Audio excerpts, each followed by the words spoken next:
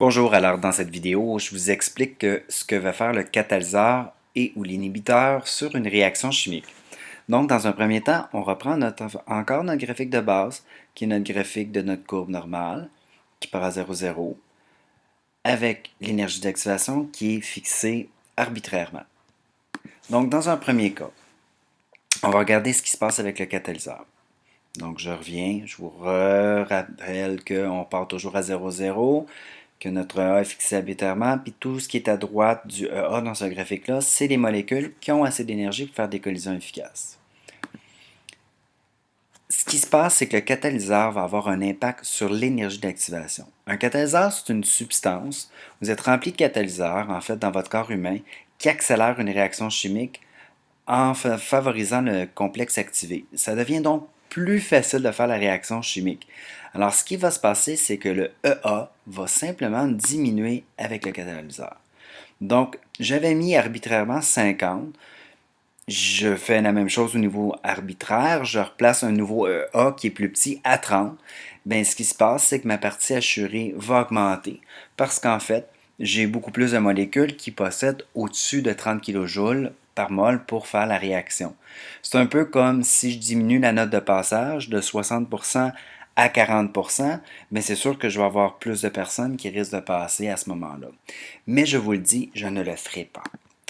Alors, pour l'inhibiteur, c'est le même principe, mais l'inhibiteur, ce qu'il va faire, il va affecter EA, mais à l'inverse de le faire diminuer, il va l'augmenter.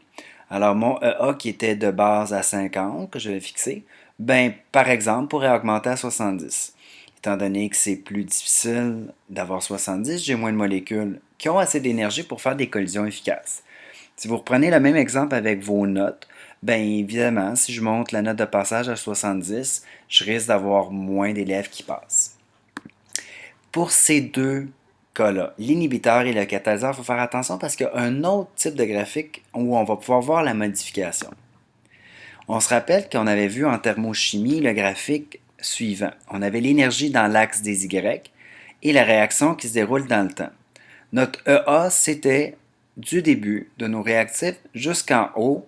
Rappel, c'était le complexe activé. Donc, j'ai replacé mon 50, j'ai toujours mon même EA que tantôt. C'est juste qu'il est dans l'axe des Y. C'est extrêmement important que vous preniez attention dans ça, de vérifier vos axes. Alors, si je mets un catalyseur, bien tantôt mon catalyseur, ça c'est le graphique de tantôt. J'avais 50, j'ai mis un catalyseur, donc ça l'a baissé EA. Ben, dans mon graphique, ce qui va se passer, c'est que ma bosse va diminuer parce que mon EA a diminué. J'ai pas de partie assurée que je peux faire dans ce graphique-là. Et on parle d'énergie, on ne parle pas d'énergie cinétique spécifiquement. Ça va être le même principe pour l'inhibiteur. Alors pour l'inhibiteur, je regarde mon graphique de tantôt. Mon 50 avait monté à 70, donc le EA avait augmenté. Mais là, ce qui se passe, c'est que mon énergie d'activation va augmenter, mais dans l'axe des Y, ma bosse va être plus grande, donc c'est plus dur de faire la réaction. Alors voilà ce qui se passe avec l'inhibiteur et le catalyseur.